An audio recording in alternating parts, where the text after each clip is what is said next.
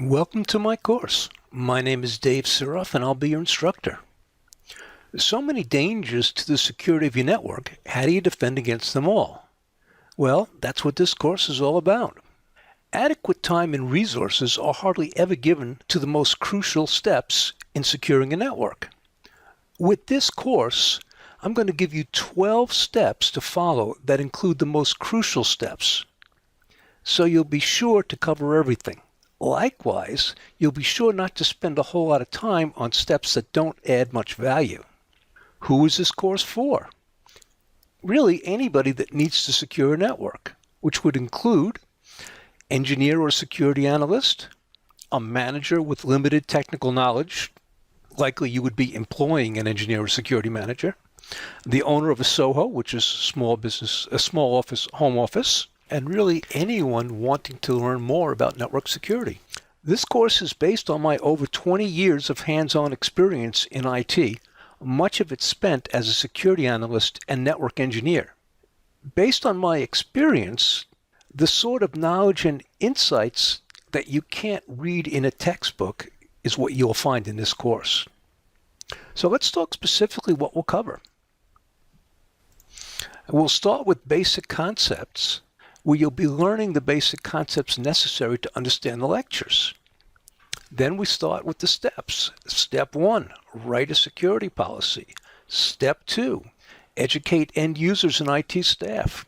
Step 3, implement physical security. Step 4, implement perimeter security. Step 5, use good password management.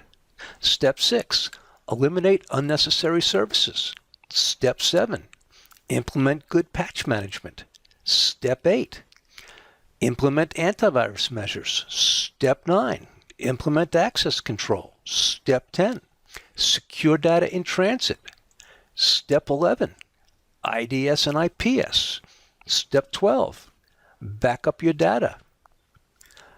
But that's not all. We have 10 live demos to reinforce the lecture.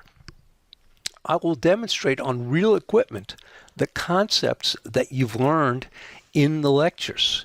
This is the best way to reinforce your knowledge. Thanks for watching. I hope to see you in the course.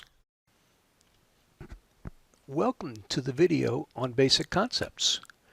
Before we get to step 1, we need to understand a few basic concepts of network security. This will give you the necessary background to tackle the 12 steps. The first concept is the CIA triad. This is one of the most basic principles of information security. CIA stands for confidentiality, integrity, and availability.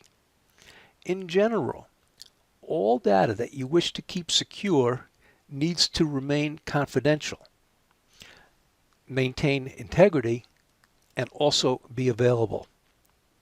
Confidentiality means simply keeping data secret. Well, secret from those who are not authorized to view it.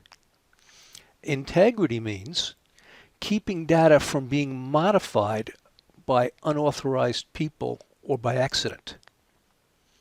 And availability means that information is available when you need it. The next concept is AAA, or authentication, authorization, and accountability. Authentication means proving that you are who you say you are. So if you log in as Huckleberry and you produce Huckleberry's password, then the system will likely authenticate you. Authorization means the actions that it is possible to perform once you've been authenticated. Usually this defines what files you can read, write, or modify. And the third concept is accountability. This holds users accountable for their actions on the system. It's usually done with logging and auditing. One of the things you see a lot with accountability is if you're paying for the amount of time you use on the network, it will be stored there. The next concept is defense in depth, multiple layers of security. Multiple layers of security are used to protect resources in the network. The idea is if one layer of security fails, that another layer will still provide protection.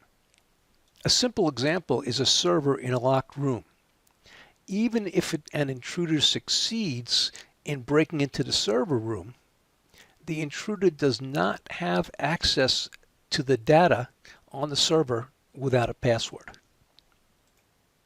Next concept we look at is the principle of least privilege, which means you should only be able to access necessary information. A user must only be able to access information on the network that it is necessary to do their job.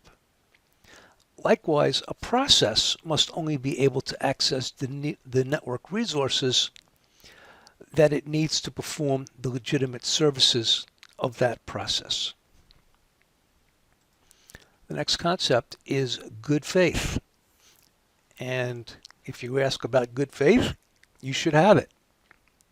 Per Wikipedia, and I quote, "In contract law, the implied covenant of good faith and fair dealing is a general presumption that the parties to a contract will deal with each other honestly, fairly, and in good faith, so as not to destroy the right of the other parties to receive the benefits of the contract."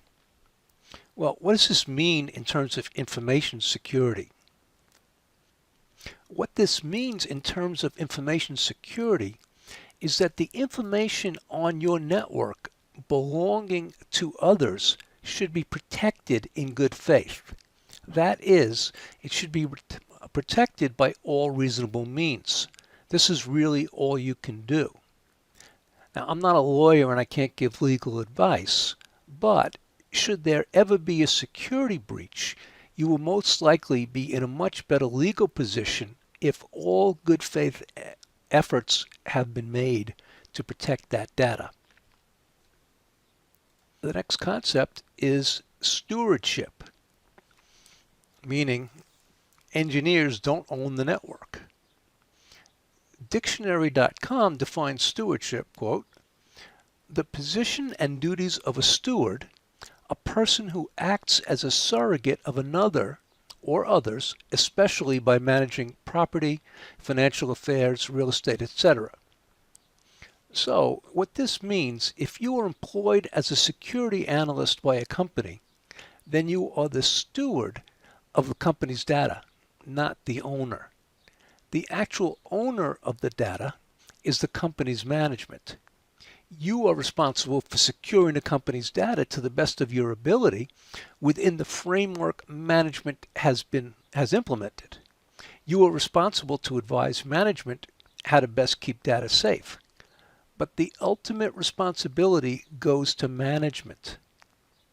Management that does not heed reasonable advice of the security analyst may be guilty of not acting in good faith. The next concept is the OSI reference model. If you have not seen the OSI reference model, I recommend you go to Wikipedia or some other site and take a look at it. This is extremely important to understand, but it's really too basic to go over in this course. Everyone needs to memorize this for all kinds of tests like the basic Cisco test or whatever, but it is something that is much more useful than just the fact that you have to memorize it in tests. And that is that each layer, if you figure on a particular security area, if you understand the layer where that falls into, it will help you to understand overall things much better. And the last concept we will look at is hackers and black hats. The word hacker can be a misunderstood term, so we will avoid it in this course.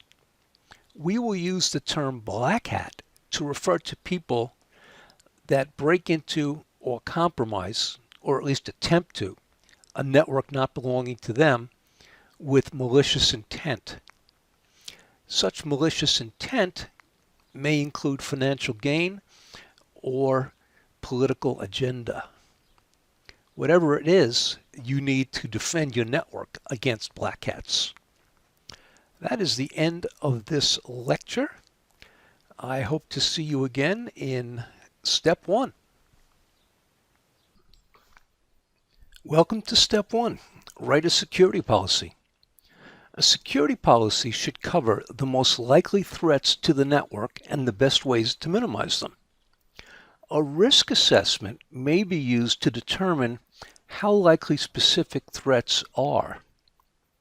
A risk assessment will often give a dollar amount that it would cost the company should a particular risk be realized, which is multiplied by the number of times that risk is likely to be realized per year. So if a particular risk is estimated to cost $2,000 each time it occurs, and it's likely to occur 3 times per year, then the cost for that risk is $6,000 on a yearly basis. A different risk might be estimated to cost $5,000 each time it occurs, and it may be likely to occur 7 times a year. Then that risk would cost $35,000 on a yearly basis. So it would make sense to give a higher priority to the second risk and to spend more money and time on it. Now, if a risk has a very small dollar amount and it's not likely to occur very often, then you might decide to simply forget about that risk altogether and not even bother with it. Now, you need to be aware that a risk assessment can give you a false sense of security because the risk report gives you specific numbers which seem to have validity, but they don't necessarily, because those numbers are based on guesses in the first place. So just remember, garbage in, garbage out. So when it comes to risk assessments, that's something that you might want to do if you understand the problems with it, but you don't need to necessarily do it depending upon your particular situation. Now, you must make sure to cover any laws and regulations that are applicable to your company. So, for example, Sarbanes-Oxley, most corporations are subject to that. You might be subject to HIPAA if you are a medical company, or if you are using credit cards, there are special regulations for that. So you need to make sure that any of those that your company needs to abide by are in fact included in the security policy. Now, in the security policy, you definitely want to include clearly defined roles and responsibilities. So who is it that's in charge of keeping the firewall updated? Who's in charge of backup? That sort of thing. Next, you want to make sure that you involve management in the creation of the policy, and also make sure that management signs off on the policy. Now, the reason why you want to do this is so that your policy has teeth, meaning that supposing a security analyst in the IT department writes this policy and puts it out, users might simply ignore it. But if the president of your company tells people that they must follow this, then it's likely that they will. You want to make sure that your security policy is a high-level document and understandable by all employees. It should be broad as opposed to technology-specific. Writing the policy in this manner has the benefit that the security policy should rarely require updating. Now, based on the security policy, technology-specific procedures can be written. So it's assumed that as time goes on, procedures will need to be rewritten, but the security policy should not. Now, an example of a specific procedure would be what should the person in charge of backup specifically be doing daily to make sure that the backup is done properly. And lastly, you want to make sure to include an acceptable use policy, that's AUP, in the security policy. Now, an acceptable use policy is very specific, indicating to end users exactly what they are allowed to do on the network and what they're not allowed to do. For example, they might be allowed to use internet for personal purposes, or maybe they're not allowed to. Likewise with email, are they allowed to use email for personal purposes or not? Or maybe they're allowed to only use it outside of their shift, that kind of thing. Usually new employees will be required to sign the acceptable use policy at the time that they're being hired, to indicate that they understand it and will abide by it. That's the end of step 1. We will see you soon in step 2. Welcome to step 2, educate end users and IT staff. We start with the question, is it more likely that a confidential file will be compromised by hackers from the outside of the company, or that an end user will accidentally erase it? Answering this question will give you an idea as to why end user education is so important. I'll give you a hint. It's more likely the end user will accidentally erase it. So, we educate all staff on how to most safely conduct themselves to reduce actions that could result in security breaches. No matter how good the technology used to secure the network, actions on the part of both end users and IT staff can result in security breaches. The way to reduce these problems is to educate all staff on how to most safely conduct themselves. Specifically, they should be educated on the acceptable use policy, the security policy itself, and any procedures applicable to their specific job. It's a fact that end users will usually perform their jobs in the easiest way possible, not the most secure. End users are simply not aware that certain of their actions may pose security threats to the organization. Education aims to reduce these security actions. Now we have to understand, of course, that end users most of the time are not thinking about security at all. So education is aimed to get them to think about it. New employees should be required to complete basic security education prior to starting employment. They are most compliant at this time. After completing the initial security training, all employees should be required to complete some sort of refresher security training on a regular basis, say once or twice a year. Finally, security policies and procedures should be readily available for all employees to be able to refer to at any time. This allows them to easily clarify questions that may arise during their day-to-day routine. That is the end of this video. We'll see you in step 3. Question: is it more likely that a confidential file will be compromised by a black hat by defeating your firewall, or by a visitor or black hat walking up to a PC and copying the file onto a thumb drive? In general, the answer is the latter, which underscores why you need to implement physical security.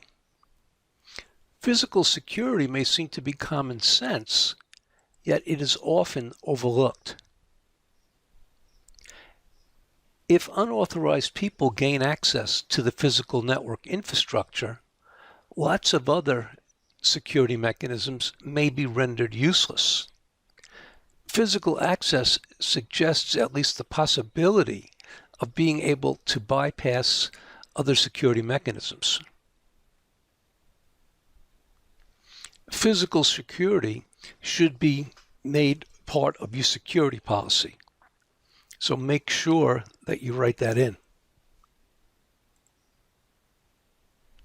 Begin by defining restricted areas and non-restricted areas. Obviously, a server room should be a restricted area. Network equipment such as routers, firewalls, patch panels, and cabling should be in a restricted area. Backup media or any equipment containing data should also be stored in a restricted area. Take appropriate measures to secure all areas. Consider human security guards, various kinds of locks, biometrics, key cards, cameras, etc. Visitors should be supervised even when in non-restricted areas. Define who is allowed into restricted areas by following the principle of least privilege. That is, only employees with a legitimate business reason should have access to restricted areas. Consider locking down end-user workstations. For example, you may wish to disable the physical USB ports. That would stop the many exploits that use thumb drives, such as an employee taking home files or a visitor plugging in a thumb drive with malware on it to any convenient computer. Configure workstations with a timed auto logout, so no one can sit down at someone else's workstation if the user forgets to log out. Eliminate unauthorized network equipment, that is, rogue equipment. The most common type of unauthorized network equipment will be end users who install a device for convenience or fun, not realizing the security problems that this can cause. They don't realize that they could be creating a backdoor into the network. The first step in dealing with this sort of thing is to make sure that your AUP clearly addresses what is and what is not allowed to be installed on the network, and make sure end users are educated about this. In my experience, more technically advanced users seem to pose a bigger problem. Of course, there is also the possibility that rogue equipment may be installed on your network by black hats with the sole purpose of doing harm. Rogue wireless access points deserve special attention. This is a very common type of rogue equipment. The most direct way to find wireless access points is to use a program like inSSIDer to view all SSIDs in the area, specifically unauthorized SSIDs in the area.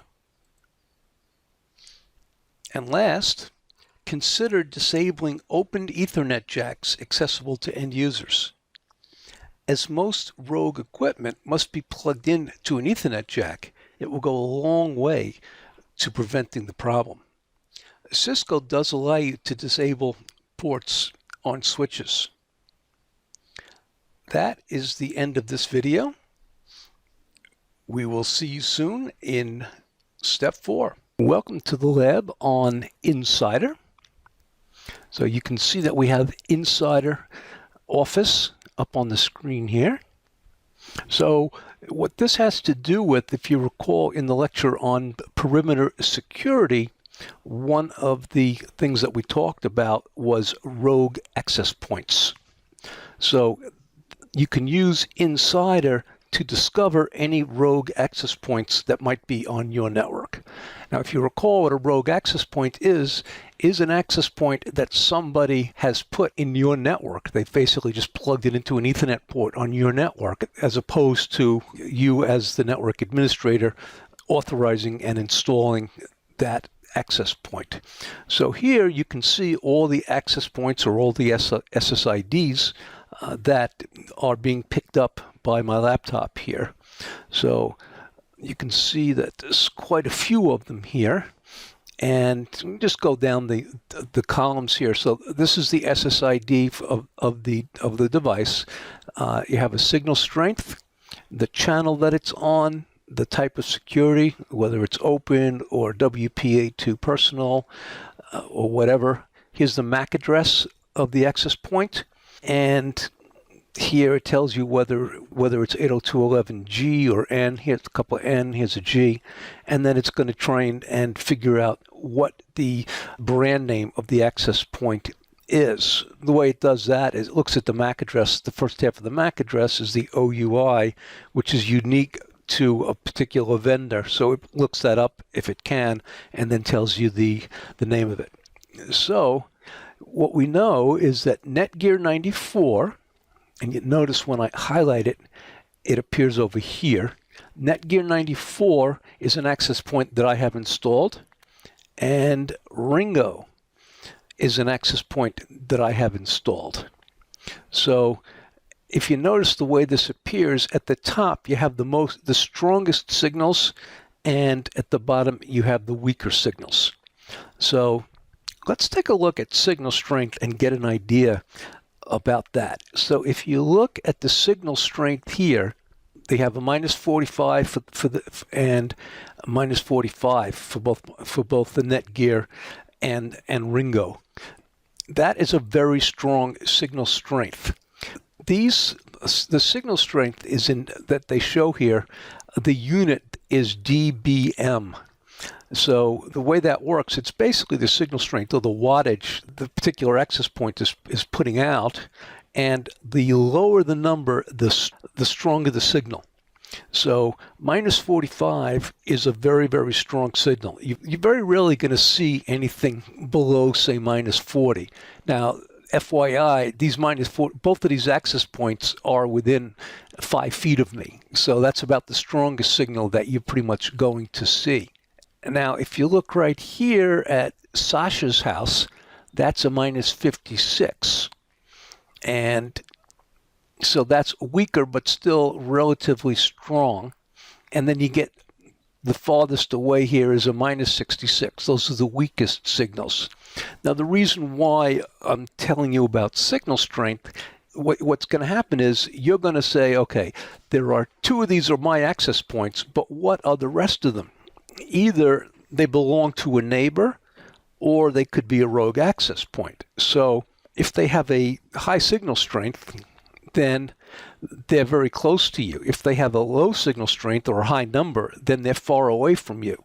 So -66, 65 is about the cutoff point where if you were receiving any less than that, it can't be used because the signal strength isn't strong enough. So very often you'll see, you're not seeing it right now, but you'll see like -80. If you see any of those are so weak that it's very unlikely it's in your building. So you probably don't have to worry about them. But anything that's say 60 or lower is pretty close to you, so you better figure that could be in your building. So what you're going to do is basically walk around. So I happen to know that these are not in my building because I have a home office here. But let's say that you wanted to see this Legend Trail guest. So you could highlight that, and you can see that you can actually watch this as you walk around with your laptop to see as you're getting, the number will get lower as you get closer to it. Lower was a stronger signal. So you can actually nail down where these are by walking around with your laptop and watching the signal get stronger or weaker as you walk by. So what you need to do is determine if any of these are actually in your area or on your network by walking around. But this at least gives you all of the laptops that are around, and then it's up to you to say, okay, these are mine, and these other ones are my neighbors, and potentially here is one that somebody has just installed. I'll show you one more thing here. So if we look at, this is my wireless access point. So if you look here on Amazon, that's $22. And you can see what this thing looks like a little bit.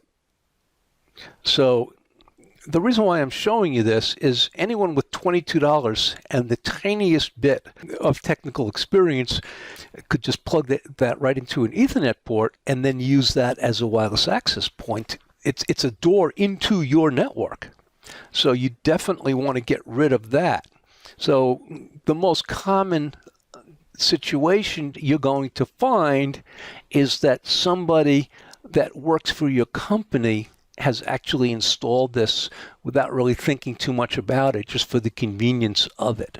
Of course, there's also the possible situation where a black hat actually came into your office one time, as a visitor or something, and installed that. That is the end of this lab. Thank you very much for watching. Welcome to step 4. Implement perimeter security.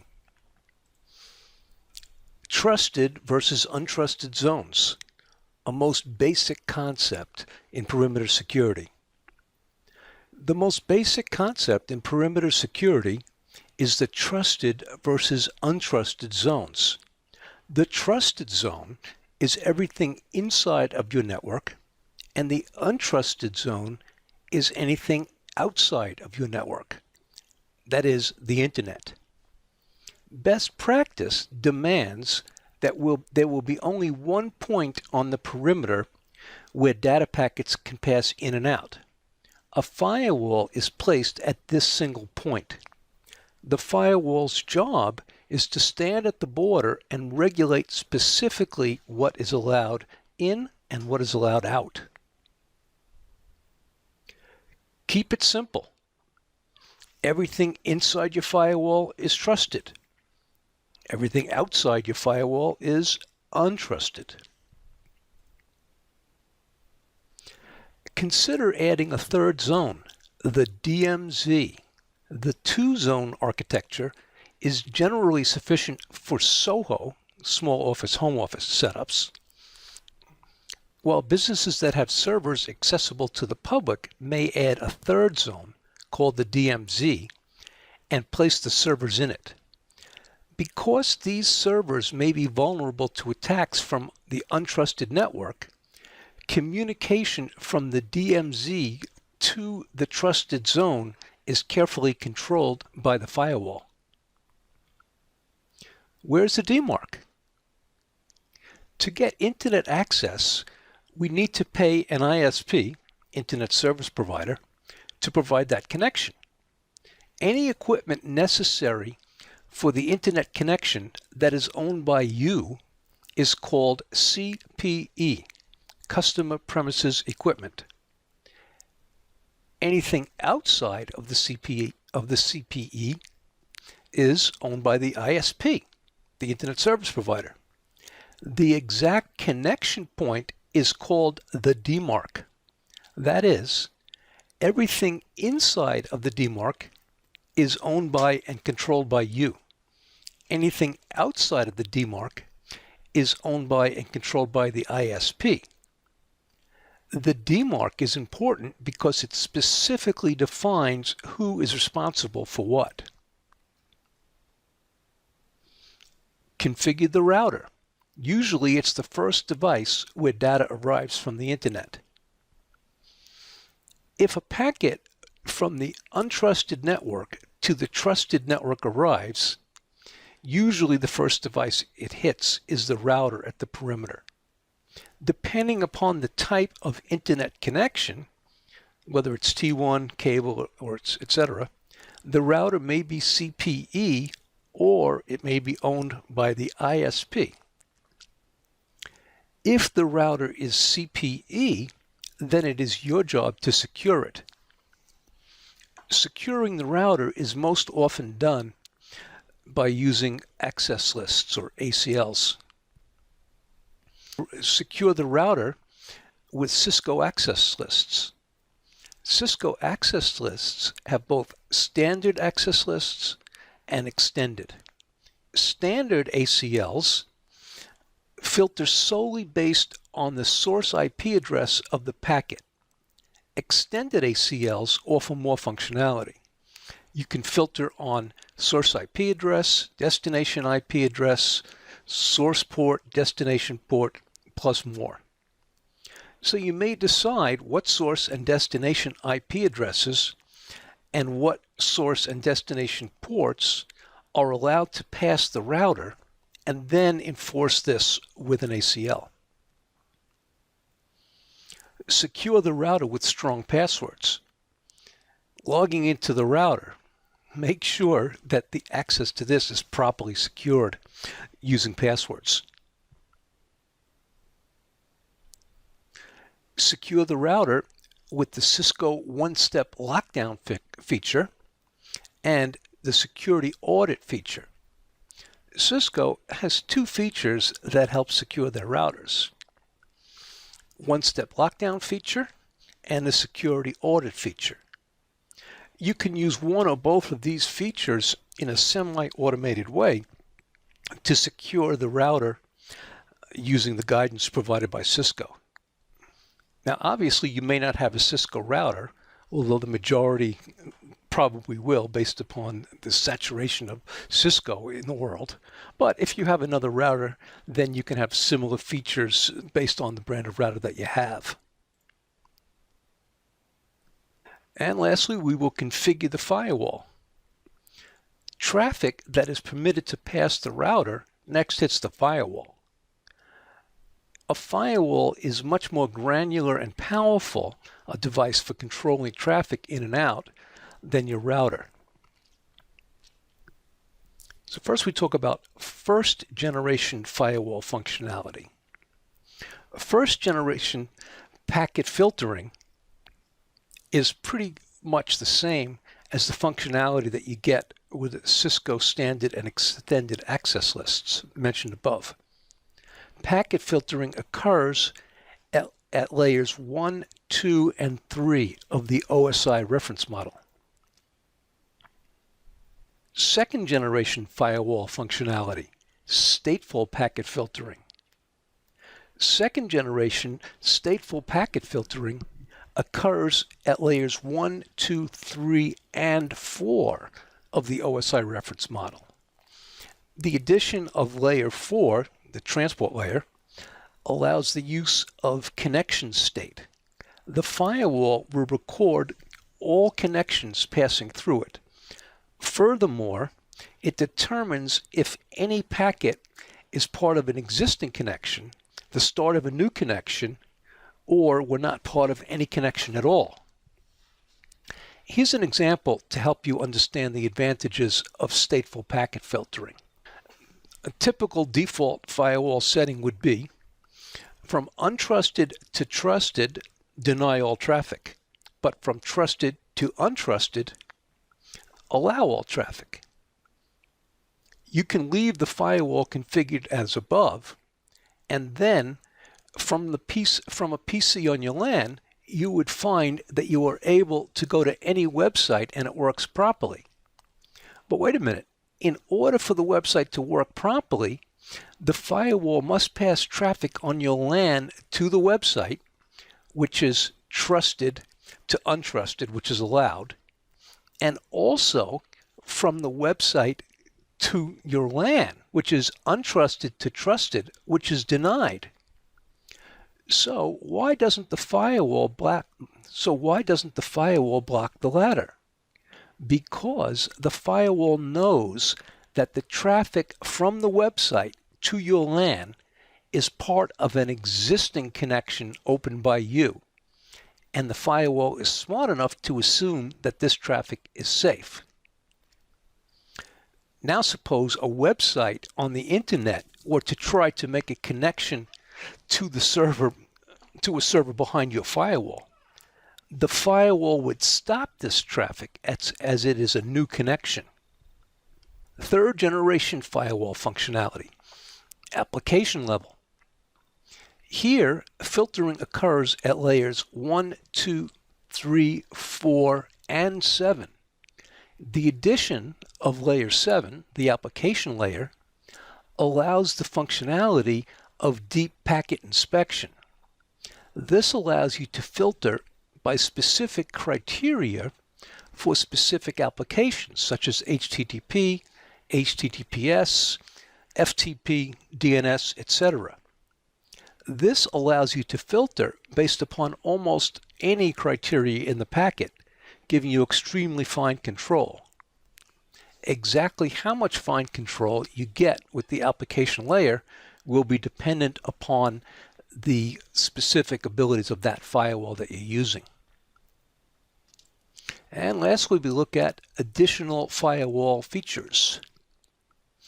In addition to the above first, second, and third generation firewall functionality, many firewalls include other security features such as VPN capabilities, content filtering, which allows you to block end users on your LAN from accessing certain websites, gateway antivirus, intrusion prevention, anti-spyware, and logging and alerts. So even though all of these features are not part of first, second, and third generation firewalls, they are features that many firewalls do give you, and you definitely want to take advantage of those. That is the end of this video. We will see you in step 5. Welcome to the first demo on firewalls.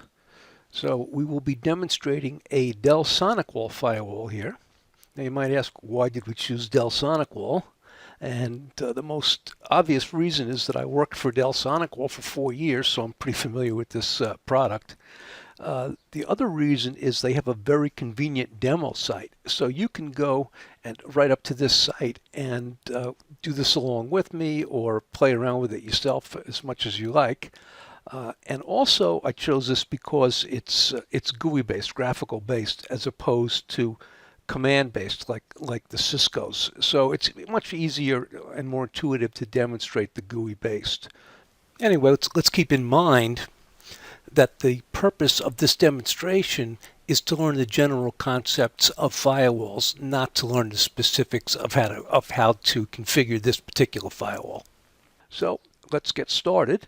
The first thing you might remember is that we had trusted versus untrusted zones in the lecture. And here you see that they have a WAN zone right here, which is the same as the untrusted zone. And they have a LAN zone, which is the same as the trusted zone. And they even say it right here. Okay, and then you have a DMZ. So those are already, this is just by default that you get these zones. So let's look at the firewall itself. Now, the thing that you want to realize is if you look up here, it says a network security appliance, which is what it is. So there is no such thing nowadays as a firewall appliance. They're almost all network security appliance, which has all the functionality of what the older concept of the firewall is, plus a whole lot more. So if you look at the access rules here, and we're in a matrix, then you can see the actual firewall rules. So you can see from LAN to WAN, and we can look at that here, and you can see the access rules from LAN to WAN, or from the inside of your network to the outside. Everything is allowed. Now you can add firewall rules right here by just clicking add, and you can go ahead and add as many rules as you want. Now if we go click matrix again, then we can look at another one. We can look at WAN to LAN.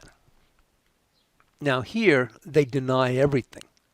So if you think about that, you don't want people on the outside connecting to your network, so that's denied. Now you can add rules here, just like you did before, and you could add as many rules as you want. Now you need to realize that the order matters. So what it's going to do in any firewall is it's going to start at the top and work down. So if the first rule is deny, it's just going to go ahead and deny it. It's not even going to look further. So if you add rules here, you want to use after you add the rule, you can use this priority and move them up and down. you want to make sure that any allow rule that you add is going to be before this deny, or else it's not going to have any effect. And likewise, we can go back to the matrix here, and you can see that there are other zones here that you can make firewalls rules to also. So if you remember, we spoke about first generation firewall functionality, which was packet filtering, second generation firewall functionality, which was stateful packet filtering. Well, when you configure any of these firewall rules, you get both automatically. Now, if you want the third generation of firewall functionality, which is application level, then you can go to app rules. You can create app rules here that give you the ability to filter on almost anything that would be inside of the packet. So you can see that you can create here, if you go to app rules, you can add a new policy here, and you can create any app rule that you like. Or if you want the easy way out, so to speak, you can go to App Control Advanced. Now what they have here is these are app rules that are already configured for you, and you can choose to use them or not. So for example, let's take this YouTube here. It's under, see that we're under the category of multimedia. If you go to YouTube here and click on Configure, you can see is block is disabled. So if you wanted to block YouTube, then you just enable that, and then you save that, and then it'll block YouTube. Now you can also log it and all kinds of stuff. Now let's look at some others here. So if we go to peer-to-peer, is a lot of there's an awful lot of dangerous peer-to-peer apps so you can decide that you want to just block all peer-to-peer. So you click on here, and then you see where it says block disable. You just enable that, save that, and it'll block all peer-to-peer. So you can see that you can pretty easily block almost any kind of application that you like. That's what the beauty of application control. Now, if you remember, we said that in addition to being a firewall, and a firewall would be basically packet filtering, stateful packet filtering, and application level filtering. In addition to that, there are other services that make it a security appliance. So we can look at our security services here. And under the security services, we'll just go through them. First one is content filtering. So in content filtering, you can configure this so that different websites are, that you can block different websites. So you can go to policy here, and then if you go to the default policy, then you see that they have all kinds of categories of websites that you can block. So you can choose any of these that you want. So they start you off here with stuff that almost any business would want to block, but then you can go ahead and maybe you want to block job search, or maybe you want to block email, any of these things. So some of these things you're going to block because there's absolutely no reason to be using them on a at work, or you might just want to block stuff like you might want to block stuff like humor and jokes, just so people don't waste their time. Close that out. Okay, so here's your intrusion prevention service, and what you see here is here's all your policies. Now this is built in, and you have the ability here. If you just say enable this, then you're going to get the default, all the default signatures. Okay.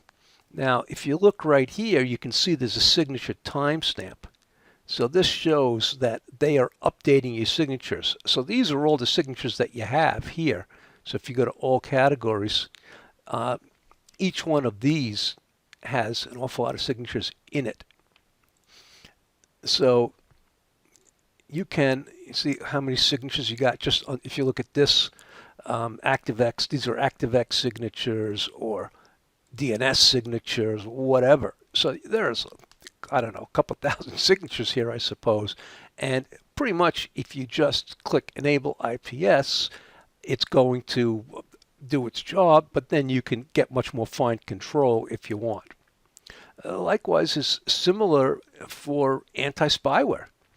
So just it's also signature based. So in the anti-spyware, if you enable that, then you have anti-spyware, and you can see that it looks like there's 3,400 anti-spyware signatures, and you can just accept them all, or you can choose to eliminate any signature that isn't working properly for you. That is the end. Welcome to Step 5. Use good password management. We start by giving you an example of a good password policy.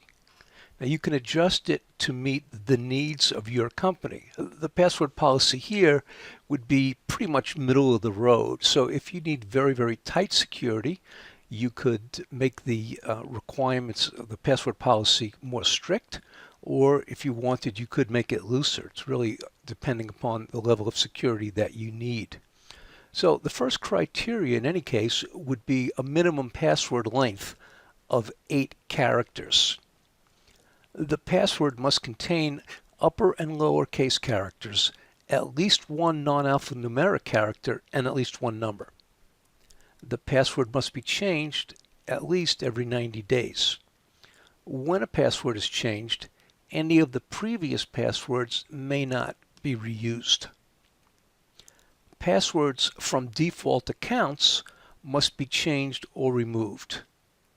When a user leaves your company, their accounts and password must be disabled or removed.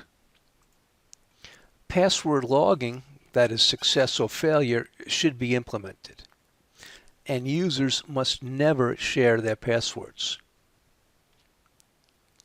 Failure to abide by the above defeats the purpose of having passwords in the first place. Enforcing password policy is relatively easy, as this functionality is built into most operating systems. Anyone that's done any kind of admin work with Windows certainly has used this feature. Now, enforcement prevents end users from failing to follow the password policy. So, as we've discussed before, end users will often do the most convenient thing rather than the most secure thing. So, it's much, much easier for them to just choose a simple dictionary word and never change it. Therefore, we must enforce it to make sure that they follow good policy. Also, most operating systems allow for password logging, and that's probably something that you want to enable. Now, you should realize that no OS can completely enforce a password policy. It can't prevent users from sharing passwords or writing a password on a sticky note behind a monitor. This sort of thing needs to be included in the company's security policy and in end-user education. Realize that strong passwords are not vulnerable to brute force dictionary attacks, which is one of the main reasons why you want to use them. If data is encrypted and protected by a password, there are 2 ways for a black hat to try and view the data unencrypted. The first is to try to break the algorithm, or the encryption algorithm. The wireless algorithm WEP, W-E-P, is relatively easy to crack with tools readily available on the internet. So any admin that knows what he's doing would never use WEP, but if they did, that would be easy to crack the algorithm. Now, many algorithms, such as AES, which is the current government standard, is virtually impossible to crack the algorithm. In these cases, black hats will use a dictionary attack. A dictionary attack is a type of brute force attack that uses a dictionary file with literally millions of words in it. The attack simply tries each password one at a time until it finds the correct password. Depending upon the speed of your computer, this could be done relatively quickly. Here's an example of how weak passwords can take an otherwise strong security and weaken it, allowing hackers to compromise. Wi-Fi WPA2 is considered extremely difficult to break the algorithm. But using Kali Linux, which is freely available, does not cost any money because it's open source, a reasonably savvy hacker can launch a dictionary attack and crack a dictionary password in, say, 5 minutes. The same hacker would be stopped cold by a good password. It doesn't matter how strong your armor is when you have a crack in the armor where the opponent can plunge his sword. That's the end of step 5. We will see you in the next lecture. Unnecessary services. So we start with the question, what is a service? If there is a public web server, that server needs to be listening on the HTTP service in order for remote clients to be able to connect to it.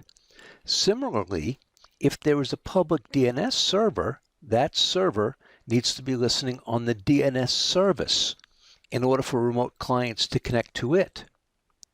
When we say a server is listening on a specific service, we mean that it will allow remote clients to connect to that specific service. If a server is not listening on a specific service, then a remote client tries to connect to that service, the server will ignore the request and the connection will fail. There is a well-known port for each specific service.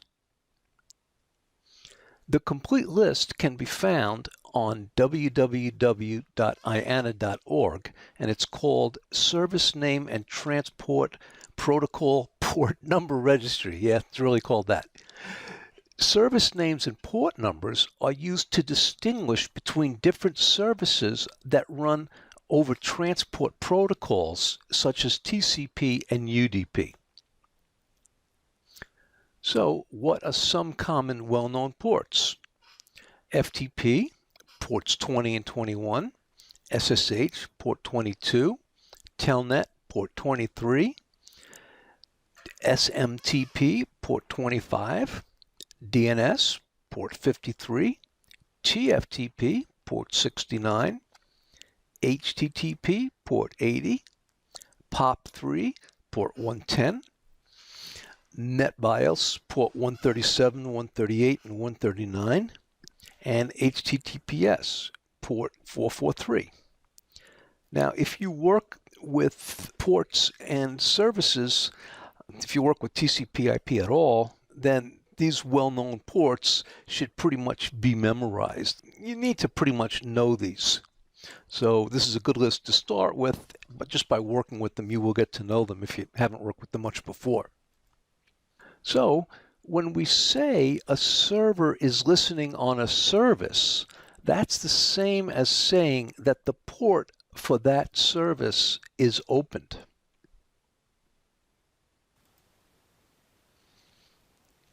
The rule is only have open ports for services that are necessary. A black hat must take advantage of an open port on a server in order to be able to connect to that server if they're looking to do harm to the server. Therefore, the rule is only have open ports for services that are necessary. Having open ports on a server for services that are not necessary is simply making a black hat's job easier, where they can connect to the server and do bad things to that server. Use the commands specific to the server OS to make sure only necessary ports are opened. So each OS has specific commands that you can use so you can see what ports are opened and not, and also how do you actually open a port or close a port. You will use those commands. You can also use a firewall to drop packets on unnecessary ports before the packet actually gets to the server at all. That is the end of step 6. We will see you soon in step 7. Welcome to step 7, implement good patch management. Don't find yourself in this position. You say to your boss one day, our network is down because a vulnerability was compromised by a black hat. Your boss says, that sounds serious. Is there a patch for the vulnerability due out soon? You answer, well, a patch came out around a month ago, but I hadn't gotten a chance to apply it yet. Your boss says, expletive deleted. When a black hat attempts to compromise a host, they are often looking for a known vulnerability on that host. A vulnerability is any flaw or weakness on the host, that is, for example, in an application or on the operating system, that can be exploited. New vulnerabilities are discovered daily, and vendors publish patches to fix the vulnerability. Make sure that all applicable patches are applied to your network as quickly as possible after they are published. That is what good patch management is all about.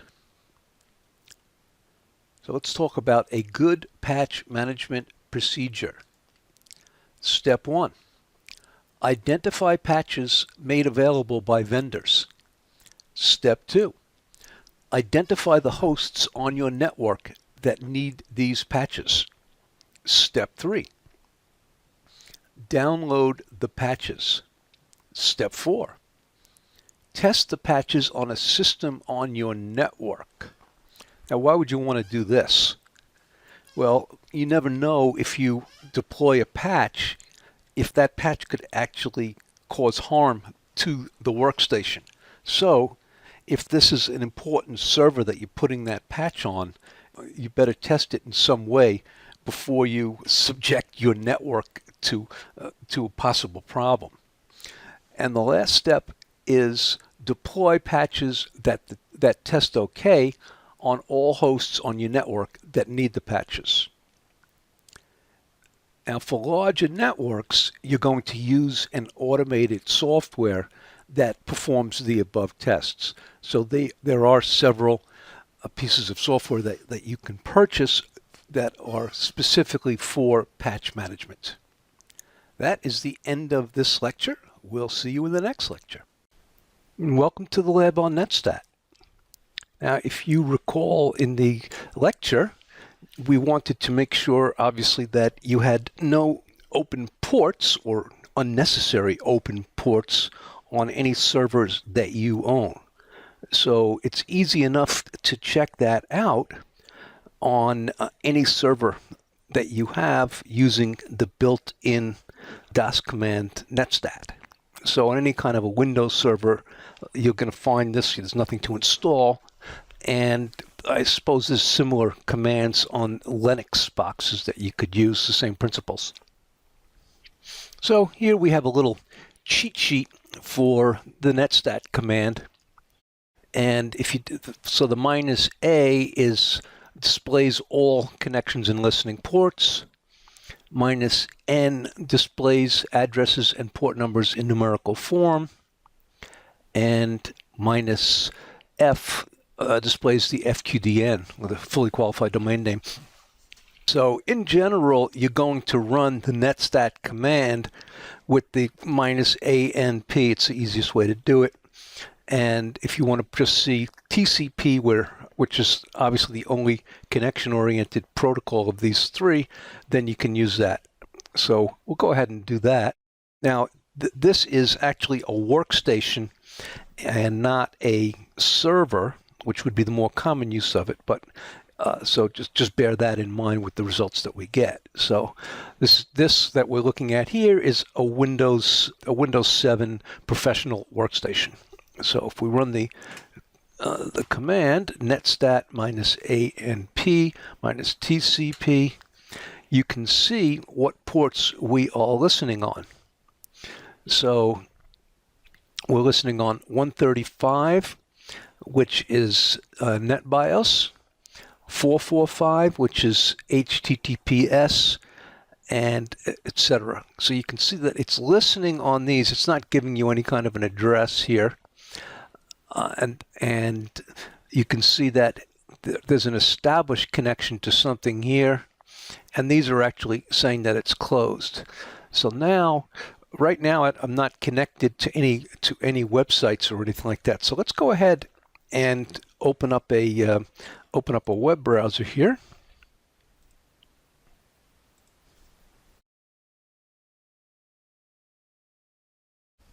Okay, so now we're connected to this website, this is my website here, and we'll just close this out. And now we'll just go ahead and we'll clear this, and we'll run the command again. Now look how much more stuff that you have. So you can see that we're still listening on the same ports, but now it's showing a bunch of established connections. So let's see.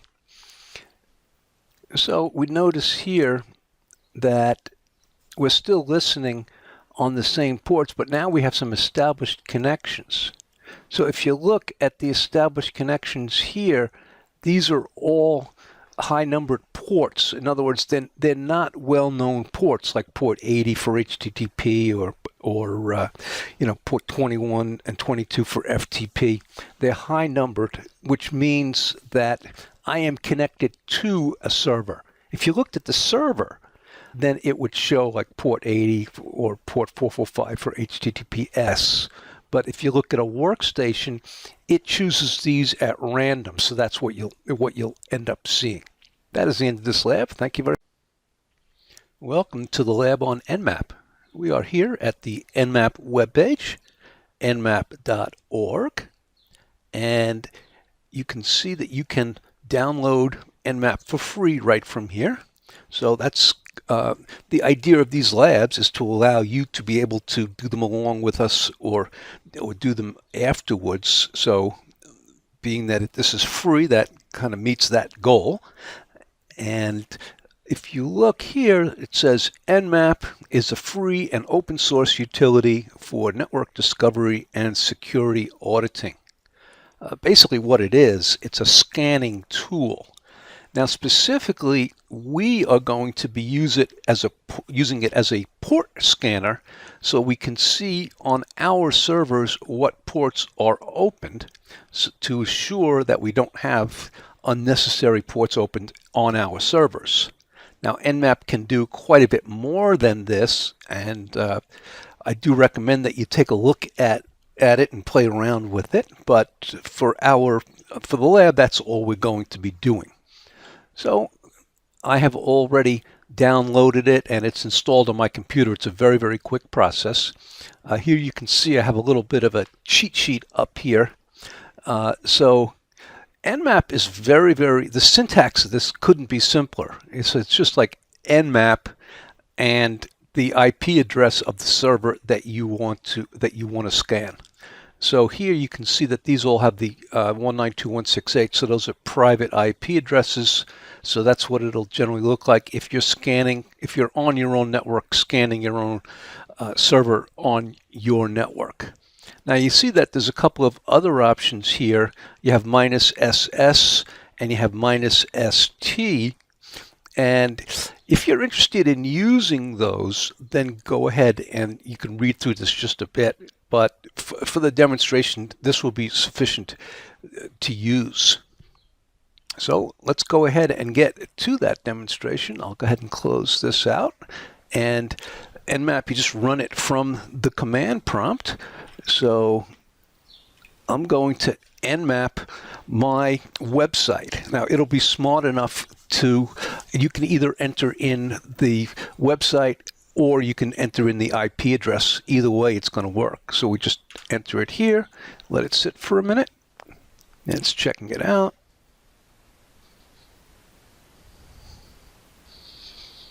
Now it has to go through it goes through every single port. There it is, it's finished. So what do we see here? There are only 4 ports open. Port 21, FTP, port 22, SSH, port 80, HTTP, and port 443, HTTPS. That's pretty much what you would expect to see, the open ports that you would expect to see on a web server. Now, I don't own this web server. It's my website, but it's hosted. So my hosting company has set up the security on this, and so I can see that they're doing a pretty good job for me. Now, what we can also do, we could do nmap 8.8.8.8. Now, that is Google's DNS server that a lot of people use this. I don't know if it's considered public or not, but a lot of people use it as a DNS server. So out of curiosity, let's see what ports are opened on Google's DNS server.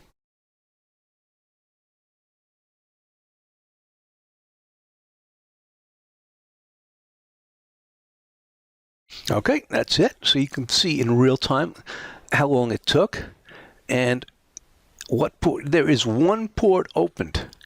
999 are filtered ports, and port 53 is opened. So that's really, really good tight security because it's DNS server. Port 53 is the well-known port for DNS, so that would have to be opened, or you couldn't use it as a DNS server. It also shows that there are 999 filtered ports. Usually that means that there's a firewall in front of it. That's when you see filtered ports. But the important thing is that you only see the 1 port opened. So if you do a scan against your own server, you could either do it from the internet, or you can do it directly on your network. Either way, you should see just the necessary ports. If you see a whole bunch of ports that are opened, then you need to go to work and figure out how to close those up for best security. That is the end of this lab. Thank you very much. Welcome to the lab on patch management. In the lecture, we had discussed the theory and what patch management is all about. So here I'm going to show you a concrete example so you can get a little better idea. So this is the Landesk Security Suite, which is a pretty popular software, and that would be installed onto a server on your network. So one part of the Landesk Security Suite is patch management, which you can see right here. So we go ahead and select that and see what it's all about. So let's see what they say here. Automate your manual patching process and cut IT staff time by 35%. Well, I don't know if the 35% is accurate, but certainly I could believe that. So let's see what it does. So it says, what is Landesk Patch Management? Keeping up with the constant stream of security threats and patches is an ongoing drain on IT staff. Landesk Patch Management evaluates, tests, and applies patches across the enterprise and automatically drastically simplifies your efforts. Remediate thousands of systems with one task without saturating your network. So that's the overview of it. So basically, you're not going to be doing this by hand. It's going to pretty much do it for you. And the key thing is that you'll be able to see on a screen specifically which ones of your workstations are fully patched and which ones may need patching. So what do you get here? You get operating system patching. So it maintains Microsoft Windows. And then you have third-party application patching. So Java, Adobe, etc., multiple browsers. So, you can pretty much get an automatic patching, a Windows patching, but that doesn't cover any of this stuff. And you have distributed and remote patching. So it patches all devices anywhere across your network, whether they're on the road, at remote sites or asleep. So that's going to save you a heck of a lot of time, specifically with all of your road warriors out there. It's not that easy to get patches on there if the workstation is not always connected. And what I mentioned already is visibility and control. So you're going to gain complete visibility on all patches on every device, anywhere on your network. So you can see what's going on here at a glance to see what needs patching and what doesn't. And it's patch automation and distribution, which is basically what the whole thing is about. And you get one heterogeneous platform for whether it's Windows, Red Hat, or Mac OS, any of those operating systems. So you can download a white paper here if you want to get more information, and there's actually little videos, sort of advertising videos, but it gives you an idea. And you can actually download the product trial and play with this thing if you like. Just remember, when you download the product trial, there isn't a specific product called Patch Manager, but it's part of their security suite.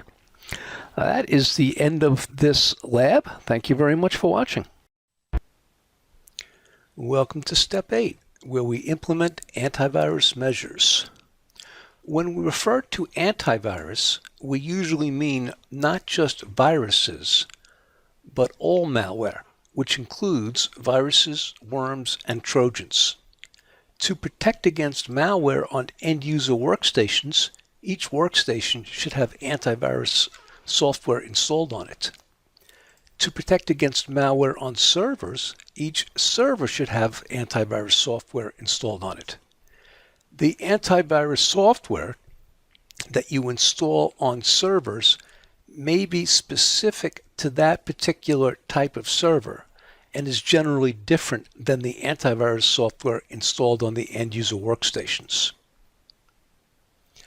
To protect all hosts from malware, you can enable Gateway Antivirus on your firewall to eliminate the malware prior to it ever hitting your hosts. Note that Gateway Antivirus is not a substitute for host-based antiviruses that we referred to above. Be constantly vigilant that you have the latest virus signatures. Antivirus protection is similar to patch management in that there is new malware discovered daily, and antivirus vendors push new antivirus signatures daily to defend against a specific piece of malware. So it is not enough to simply have antivirus software installed on a host, but the host also needs to have the latest signatures on it to defend against the latest malware. For Soho systems, this is relatively easy. You simply install antivirus software on your PCs. Most antivirus software upgrades its signatures automatically, and if you periodically double check that the signatures are up to date, then you're probably okay. For enterprise networks, used centralized antivirus management software. What if it is your job to protect a large corporation with a couple of thousand workstations? How can you make sure that all the workstations have antivirus installed on them? And in addition, that they have the latest signatures. You need to use a centralized antivirus management software such as McAfee ePolicy Orchestrator. Using this type of software, you can see every workstation on your network, if each workstation has antivirus software installed, and if each workstation has the latest signatures, and if not, how old they are. As pushing signatures can be resource intensive, you can schedule signature updates to occur outside of business hours. Decide how to handle workstations with out-of-date signatures. If you view a workstation that has out-of-date signatures, you can update them manually. Or software can be configured so that if antivirus protection does not meet minimum criteria, that workstation is quarantined from the network until such time as it is upgraded to meet the minimum criteria. This is referred to as enforced antivirus and can be configured in most typical firewalls. Laptops can be challenging. Note that laptops used by road warriors present more of a challenge to keep protected. For example, the laptop may not even be on the network at the time when the latest signatures are pushed.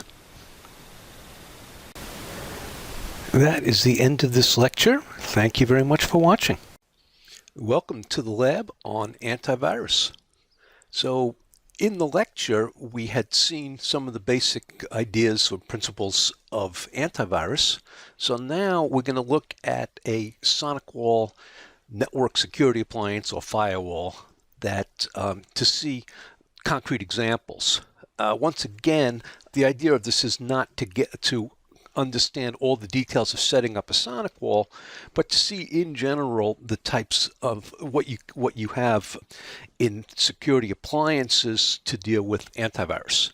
Now the SonicWall has two completely separate types of antivirus. So the first one is client AV enforcement. This is probably the less popular one used. And what this does is it allows you to push antivirus software onto your workstations, and then if in fact the workstation does not have the proper antivirus or the latest signatures, then it doesn't let it get onto the network.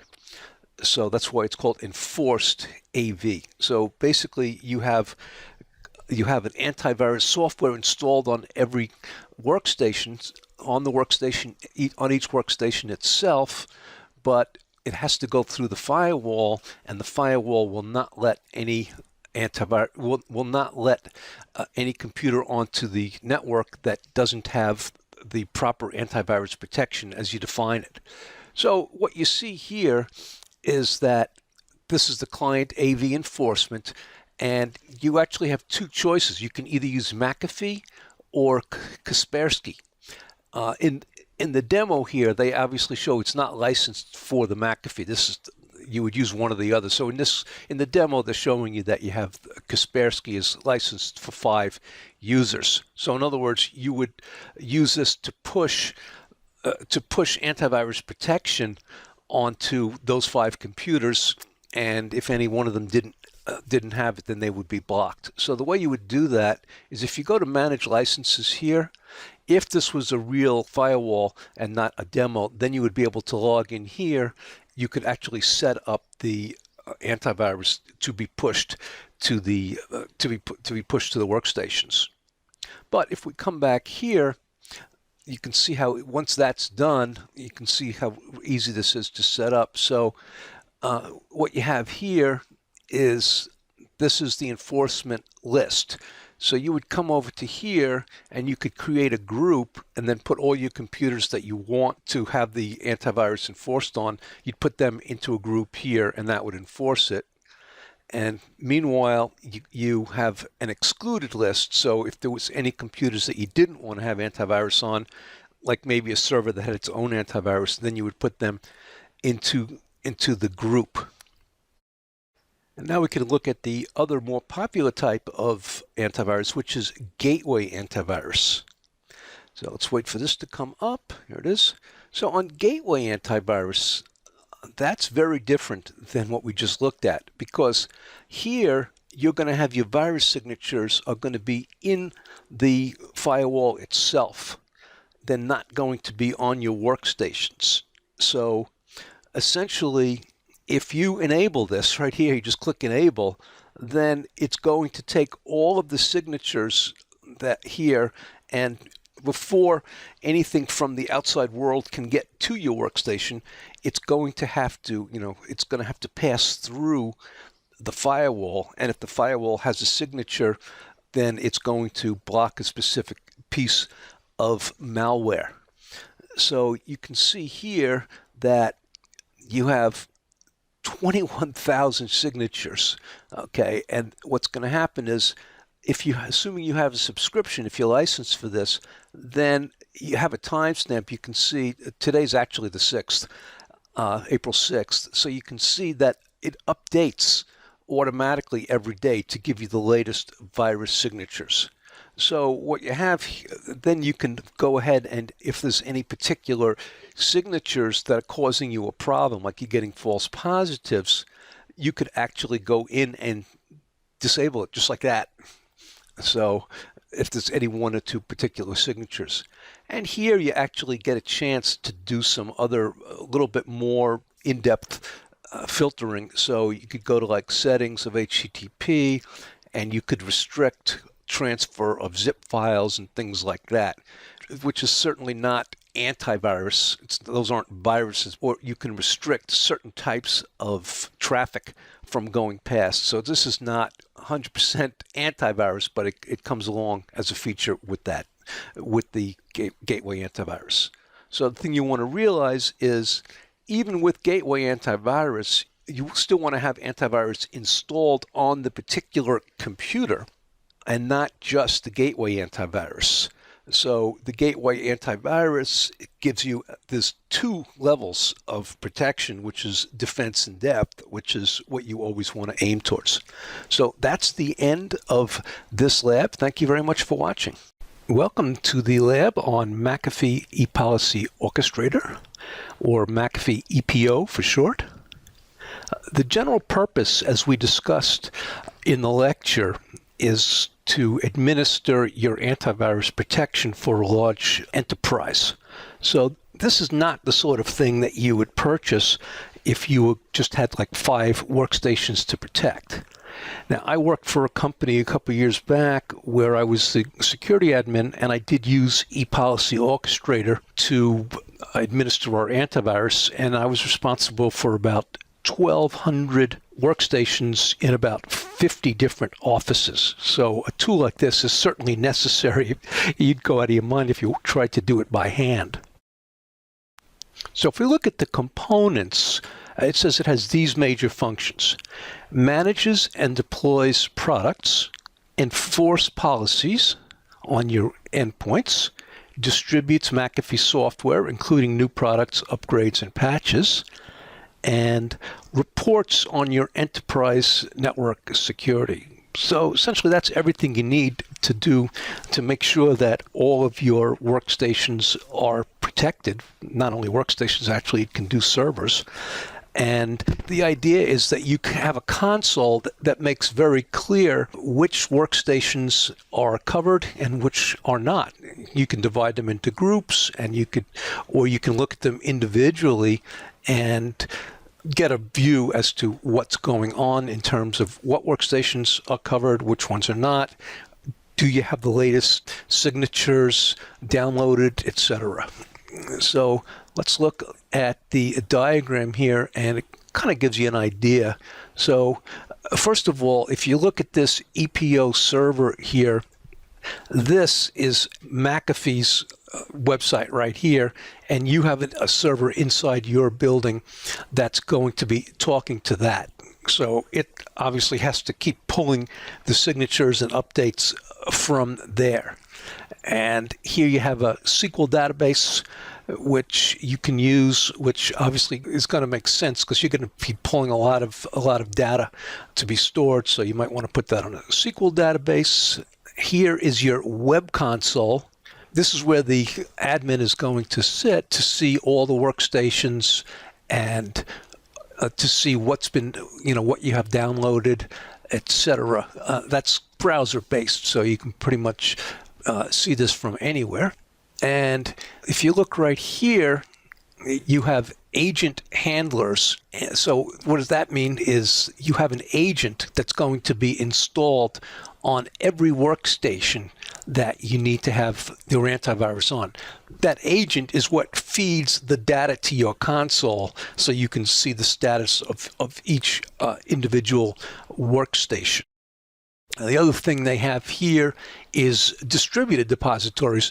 So like in my case where I had 50 offices, you could in fact have a distributed repository so that if you had a remote site in say Texas and your main office was in New York, you would have a repository for the signatures right in Texas, or each office that you have doesn't have to pull your data across the internet, which would be less efficient.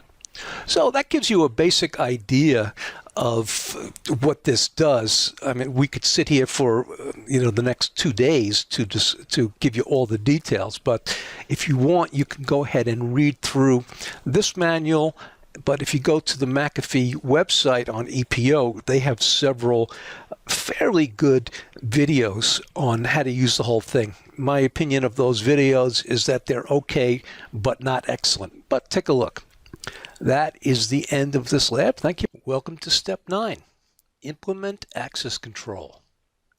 We start with permissions. What are permissions? What an end user is allowed to do on the system depends upon the account used and what that account has been configured to allow the user to do. Most operating systems allow very granular control as to what a particular account is allowed to do. Configure accounts to allow users the access rights necessary to perform their job, but no more. This, if you recall, is the principle of least privilege. Access rights consist of an account's ability to access files and directories. If access is granted to a file, is the account allowed to change the file or only read it? If access is granted to a directory, is the account only allowed to read the contents of the directory, or are they allowed to create new files in the directory, etc.? Creating these rights on a Linux or Windows OS is a very basic admin function. So we won't go into the specifics here. For ease of administration, assign rights to groups of accounts rather than to individual accounts. You should create groups of employees with a similar job function and then assign specific rights to the group. For example, all junior accountants will get a specific set of permissions, while all senior accountants will get a different and probably more permissive set of permissions. All admin assistants will get a specific set of permissions applicable to their job duties, etc. Remote access permissions need to be considered carefully. That is, if Huckleberry is allowed a specific set of permissions if he is sitting in the home office, is he allowed those very same permissions if he is sitting at home, or if he's sitting in a hotel room or Starbucks? For ease of use, many companies will allow Huckleberry to have the same or similar permissions wherever they're physically located, but you should carefully consider the security implications prior to granting such permission. The reason why you would hesitate to grant the same permissions from a remote location than you would from your company location is that the security of the remote site is unknown. If you plan to allow an end user access from a potentially insecure location to data on your network, you should use a VPN. A VPN provides secure communication over an insecure public network. So what's going to happen is the data that goes back and forth will be encrypted. Now there are two types of VPNs, site-to-site VPNs and client-based VPNs. What we're talking about here is client-based VPNs. Here, a piece of software is installed on the end user's laptop. This allows the remote user to establish a VPN from his laptop to the security appliance that sits on your home network. The important thing to realize is that the VPN allows all data between the laptop and the remote network to be tunneled and therefore encrypted. So you don't really care if the local connection is secure or not, because even if the data could be sniffed by a black hat, he would not be able to decipher the encrypted data. Also, make sure that the VPN is enforced, meaning that the end user is unable to connect to the home office unless the data is protected by the VPN. That is the end of this lecture. Thank you very much for watching. Welcome to Step 10, Secure Data in Transit. When data is transferred across an insecure medium, you risk the data may be sniffed by black hats, so encrypt it. When we say sniffed, we mean that it's captured, so they could use a program like Wireshark or many other utilities to capture that data so they can look at it. Now, an insecure medium means the internet, or in the air in the case of Wi-Fi.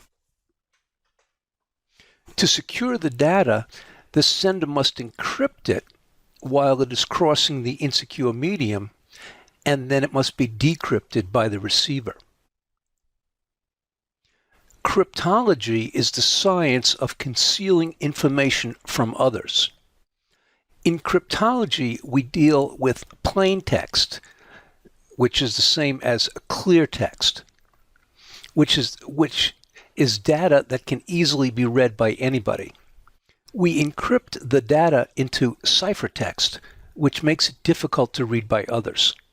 Hopefully, very difficult.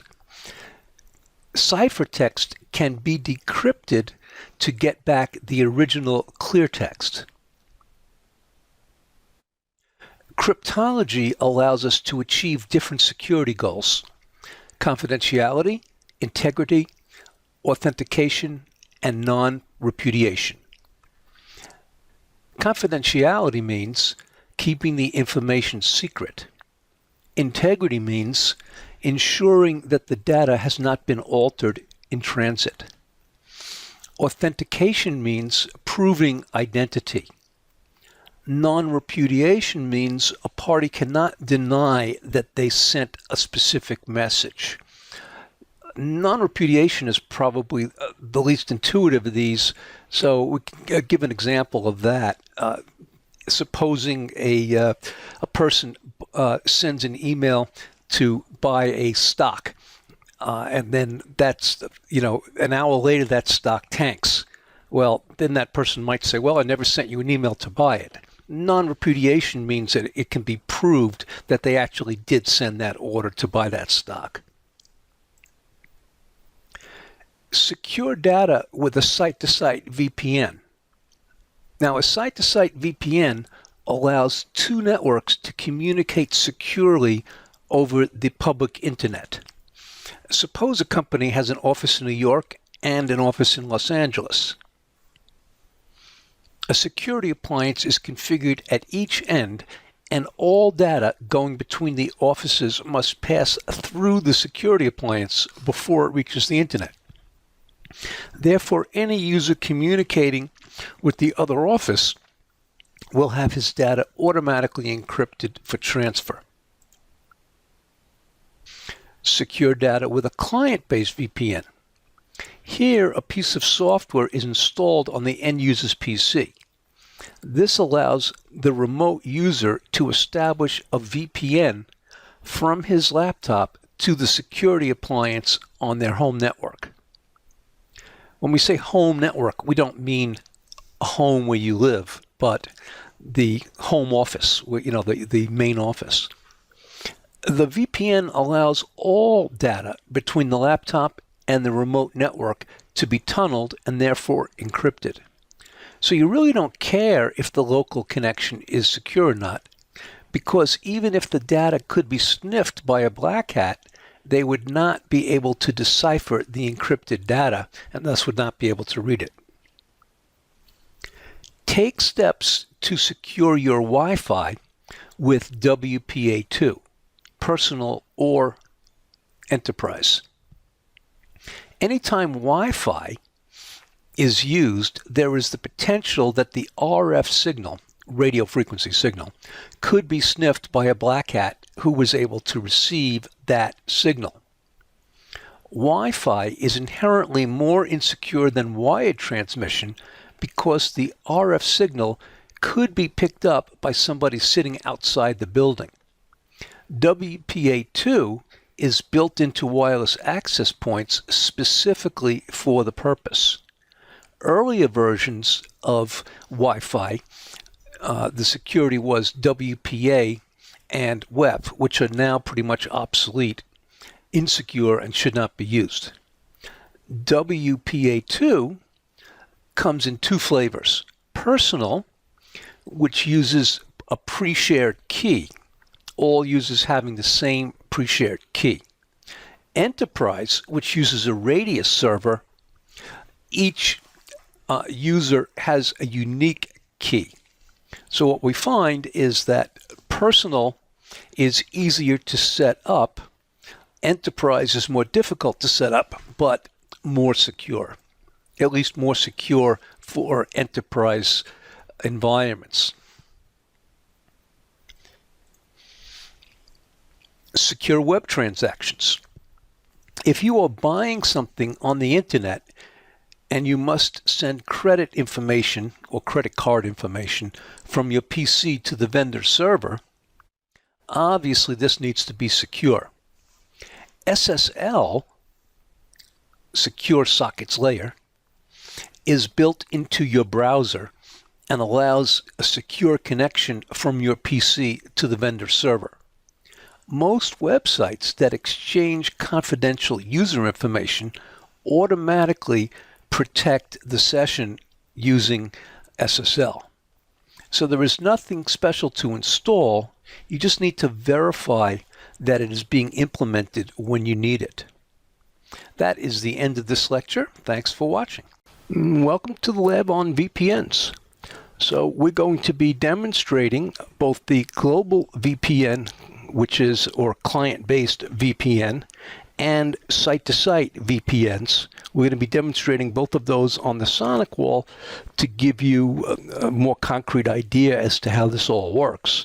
The idea of this is not to give you the specifics to set it up on the SonicWall, but to give you a general understanding so that you could set this up on any firewall. So let's start with the global VPN, as SonicWall calls it, or the client-based VPN. So the first step would actually be to download that VPN client. You can download it right here from the SonicWall website. You could download a 64-bit Windows version or a 32-bit Windows version, and then you would go ahead and install that onto the laptop that you wanted to access the client-based VPN. Then you go to the SonicWall, and this WAN group VPN, that's your client-based VPN.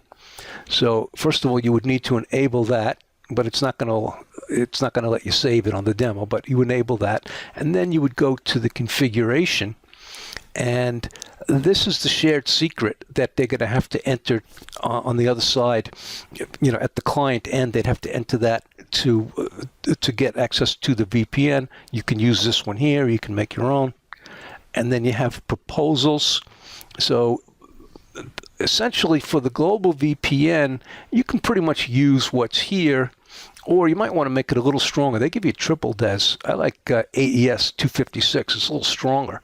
So I would probably go with that, although it's probably not too important one way or another. Now on the advanced tab, probably want to enable NetBIOS, which allows the global VPN to make use of NetBIOS across the VPN if they need to, and also accept multiple proposals from clients. If you don't check this, sometimes you can end up with compatibility issues. And the last tab is the client tab. So this here you generally want to, that's the more secure method. You probably want to go with that. And then this allow connections to, you generally want to use split tunnels. If you choose this gateway only, it'll eliminate the laptop's internet access. They'll only be able to get internet through the VPN. So unless you want that, which you're going to choose split tunnels.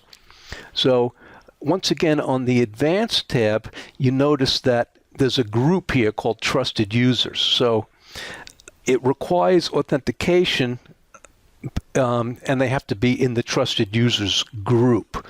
So the last part of this would be to actually, on the SonicWall, you would put that particular user into the Trusted Users group for all this to work. That's a little beyond the scope of this lab to show you that, but that's relatively easy to do. That's really the end of the client-based VPN. That's how you would set it up. And now we'll go to the site-to-site VPN. So if you remember, a site-to-site VPN is from one office to another office. Any workstation in Office A can connect with any workstation in Office B, and all of that will go through a VPN and be tunneled and encrypted. So the way you set up the site-to-site VPN is you come over here and you click on Add, and then you're going to set up these 4 tabs here, and they're going to pretty much be opposite on the other end. So in order to set this up, there would be a SonicWall on your end, and then a SonicWall somewhere else in another city or across town or wherever, and you would set this up on their end also. So you can put any name that you like, and then this is going to be the WAN IP address you're going to put of the remote location you'll put in here. And if you had 2 WAN IPs, you could enter it there. Then you have some shared secret, so you're going to enter the same shared secret on both SonicWalls. Enter whatever you like, but it should be strong. And if you go to the network, choose a local network. So if you choose a LAN primary subnet, LAN primary subnet means that anything that's on your LAN will be able to talk on the VPN to the other side. You could tighten this down and only allow certain workstations, but this is generally the most commonly used. And then here you're going to enter the remote network. So you're going to create an address object for that, and you're going to enter in the private IP address of the remote network here. So it's a little tricky. It's not the public, but the private goes in here. Then proposals, you can essentially choose whatever you want.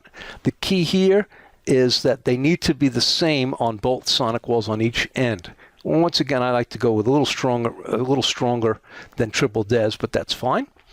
And then you go to the advanced, and in general, you're going to enable the keep alive only on one side. Once again, you're going to enable NetBIOS. In case you need that, it's going to work. It can't hurt to put that in.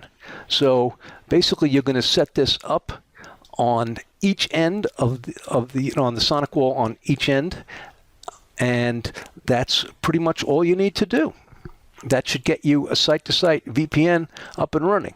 Now, this doesn't actually let us see it because this demo version that we're on here doesn't let you save anything, but you would see the name, you'd see the number 3 here when you were, after you had set that up.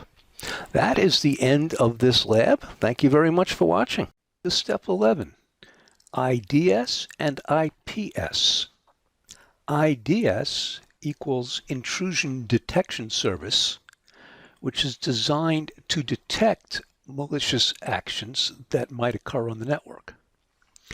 IPS is Intrusion Prevention Service, which is designed to prevent malicious actions from occurring on our network.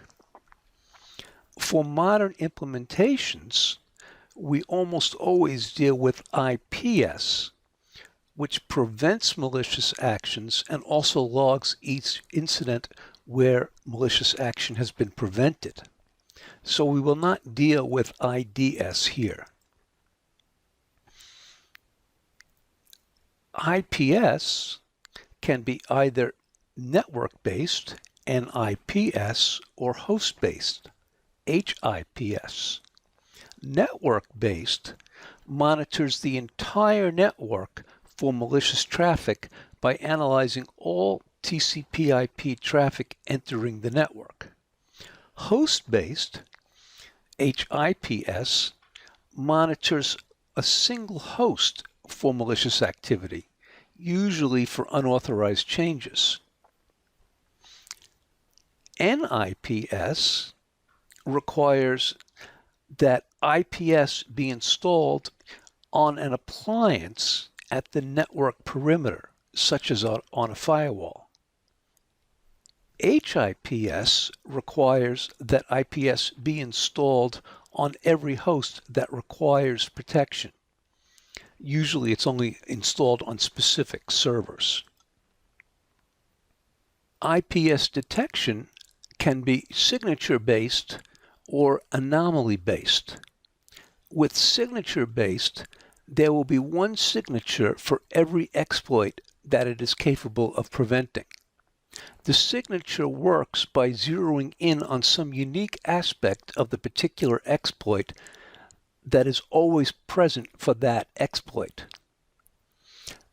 With anomaly-based, the system looks for signs of abnormal traffic and assumes that the abnormal traffic is malicious.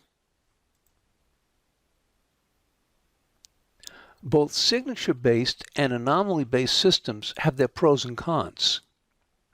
Signature-based pros, low false positives. Signature-based cons can only detect exploits for which a signature exists, so signatures must constantly be updated. Anomaly-based pros does not need to be constantly updated. Anomaly-based cons, high false positives. Most modern IPS are primarily signature-based, employed in a physical security appliance. And this is recommended for the needs of the majority of networks. Signature-based IPS can be deployed in a physical security appliance, such as a firewall, that sits on the perimeter of your network. You will need to obtain a subscription from the vendor to keep your signatures up to date. Generally, the signatures update automatically on a daily basis, similar to that of antivirus. That is the end of this lecture. Thank you very much for watching. Welcome to the lab on IPS.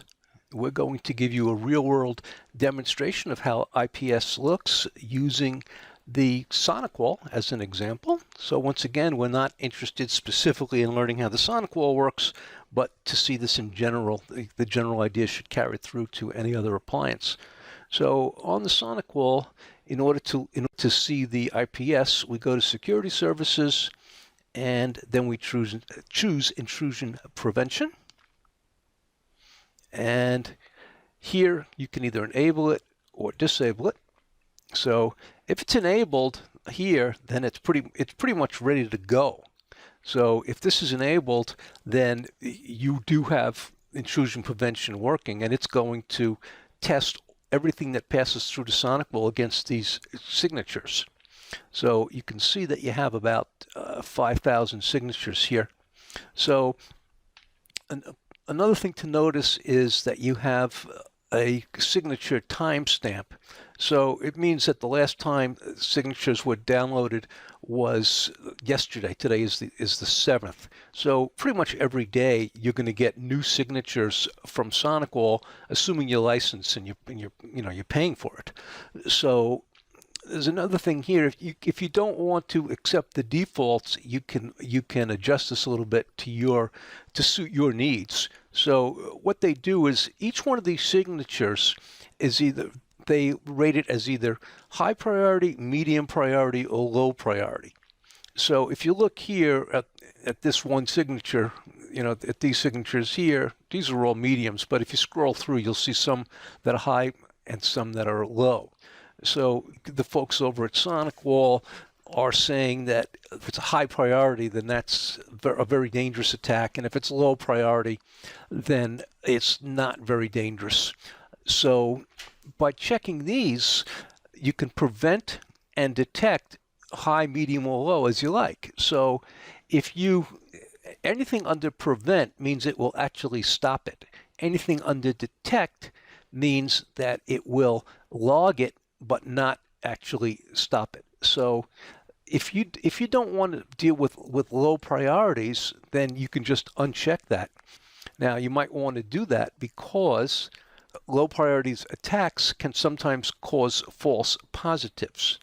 Another thing you might want to do is you might want to start out with prevent all and detect all and just see how much of a nuisance it is. You might have a lot of end users complaining that they can't do this and that.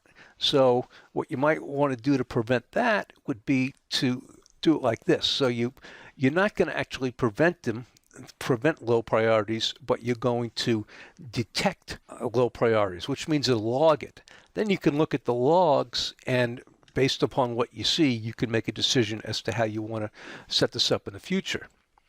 Now, the only other thing that you might want to do is sometimes you find a particular signature is causing a problem for you. It's a false positive. So you can disable any signature that you like. So let's just go to, say, NetBIOS.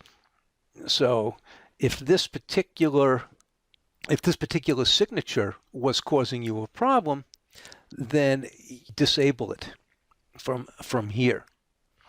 So that's a little bit of information, give you an idea as to how IPS works in general. That is the end of this video. Thank you very much for watching. Your data. It's not a question of if you will lose your data, but when.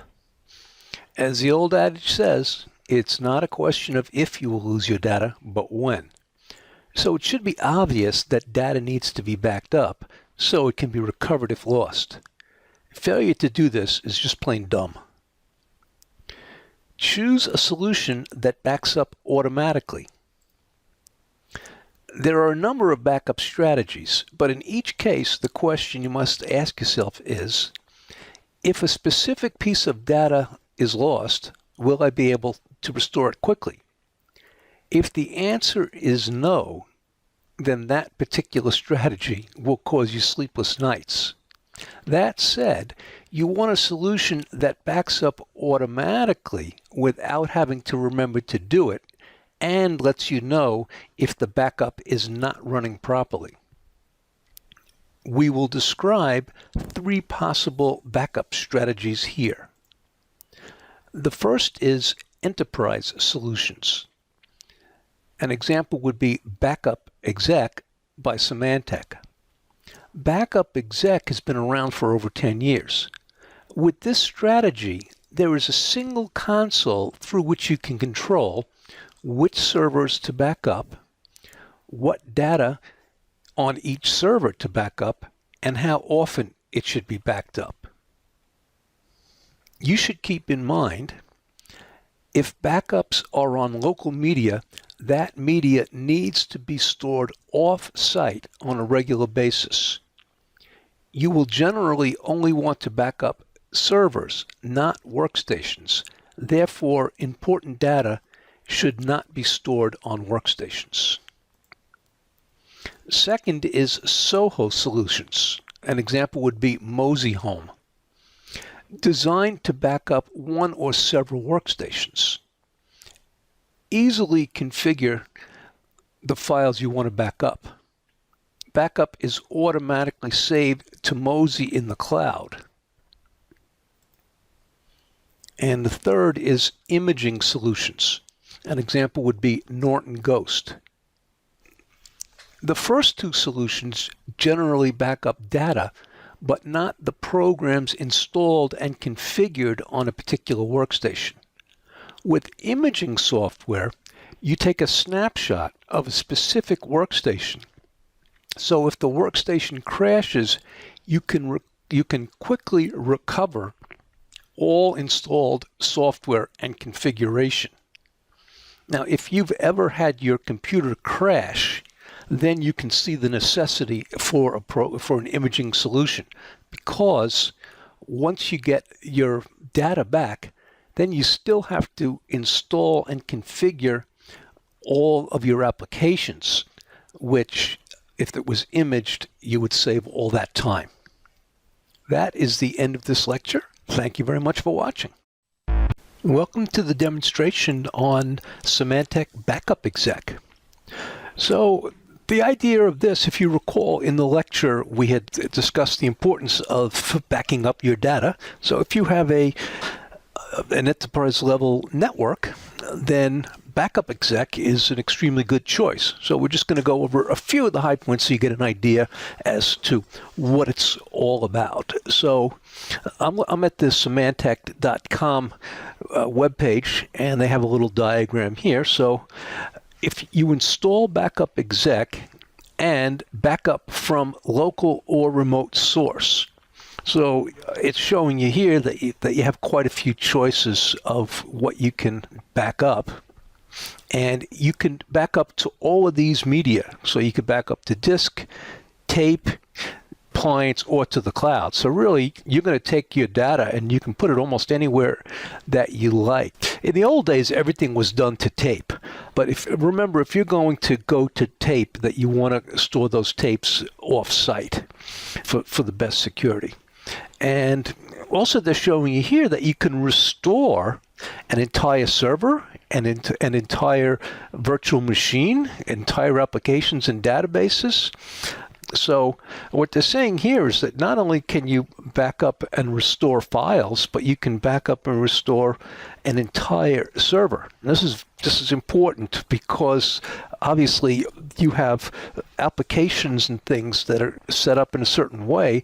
You might not want that to be lost if you were just backing up files. So we can look here at the admin guide that Symantec gives you. And they give you a little thing as to how does Backup Exec work. So it has the following features: convenient backup and scheduling. So like we said, that's the main thing here, is that you're going to be able to schedule things to be backed up as opposed to having to remember to back them up. So if you read here, it says Backup Exec administrators can set up scheduled backups for Windows and Linux computers across the network. Backup Exec's flexible calendar-based administration lets you easily schedule backups for processing during off-peak hours. So the takeaway from here is it lets you choose what you want to back up and when it will be backed up.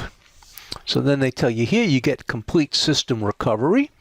Backup Exec's simplified disaster recovery takes all the guesswork out of recovering an entire system. So this is what we had talked about before. That's important. Comprehensive monitoring and intuitive mechanisms for everyday tasks. The Job Monitor provides a single location to monitor and manage all of your backup, restore, installation, and storage operation jobs. So basically, you have one place where you're going to look and you can see if everything is working properly. So are your backup jobs running? Hopefully they are, but if not, you're going to know here.